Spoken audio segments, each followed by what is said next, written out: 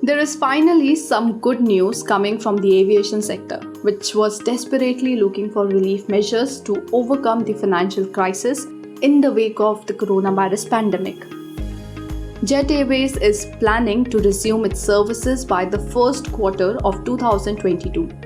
Just to remind you, the one-storied full-service carrier shuttered its operations in April 2019 due to financial woes, and the insolvency resolution process commenced in June the same year. And on June 22nd this year, the National Company Law Tribunal or NCLT approved the Jalan-Calrock Consortium's resolution plan for Jet, subject to certain conditions. Now coming back to the latest development. A person involved with the airline's business plan told Business Standard that the company had started engaging with the aviation regulator to revive Jet's operator permit, which had lapsed earlier. And the company had given a firm plan to the Airports Authority of India and private airport operators to resume its operations. So, what is Jet's plan going forward?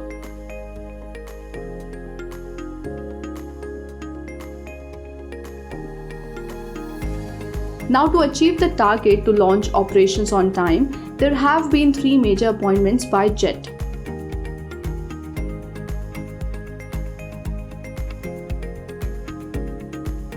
The first key appointment is that of Sudhir Gaur, previously the head of operations and training at Jet Airways. He has been hired as an accountable manager and will have corporate authority for ensuring that all tasks comply with regulations. The second is Vijay Kumar, who has been brought in as head of engineering, and then there is Stephen DeMello, who will be the head of security. Well, everything looks good on paper and Jet seems to be ready for a second takeoff. But would the ride be easy, or does another turbulent one await the crisis-hit air carrier? We have with us Arindam Majumdar to list the challenges facing Jet Airways going forward. Whenever Jet Airways restarts operation, it will face the same hurdle that the existing entrenched airline companies are facing. For example, the first will be the question of availability of slots. Jet Airways plans to restart as a full-service carrier, meaning corporate clients will be its bread and butter.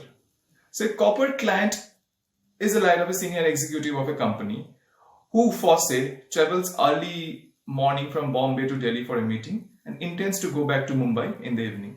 Jet Airways, which during its earlier avatar held key prime slots at Bombay and Delhi and ran very lucrative flights like 6 a.m. flight from Bombay and return from Delhi at 7 p.m. or 8 p.m.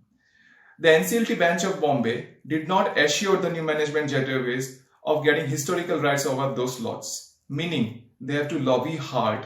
But an Indigo, which is adding a new aircraft every month, even every week, or a resurgent Go Air, which is looking to raise rupees 3,000 crore from a public listing, will not let go of those slots very easily, which they acquired after the airline was shut down in 2019.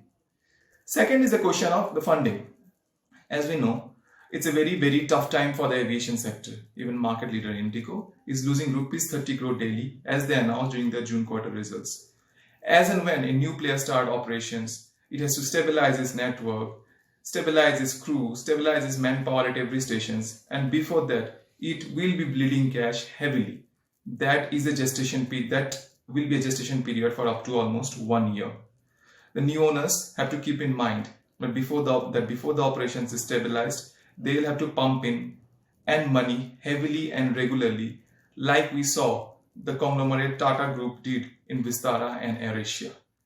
Top management sources in Jet Airways have told us that the new promoters are very eager to see the airline back in business, and funding will not be an issue. And the second question is the competition. Not only Jet Airways will have to vie and compete against entrenched companies like Indigo, SpiceJet and Go Air. There is a new airline that is planning to start operations by the first half of 2022. That airline, Akasa, founded by ex-Jet Airways CEO Vinay Dubey and backed by Rakesh Jhunjhunwala, the wizard of Dalal Street, is in advanced negotiation with Boeing for an order of up to 177 MAX aircraft. Funding will not be an issue for Akasa. As we all know, Mr. Jhunjhunwala is well funded, and in a television interview, he has assured that how much funding the airline needs, he will be willing to invest. Well, we already have the first roadblock. The NCLAT set aside the Insolvency Court's approval of the Jet Revival Plan after Punjab National Bank filed a plea challenging what it called an illegal reduction in its claim by the erstwhile resolution professional. For your information, PNB is the largest shareholder in Jet Airways with a 26% stake it secured after invocation of a pledge in 2019. The court will hear the matter on 21st of September. It's certainly good news that Jet Airways is planning to restart its operation. But as Arindam pointed out, the path ahead for the company is not without challenges.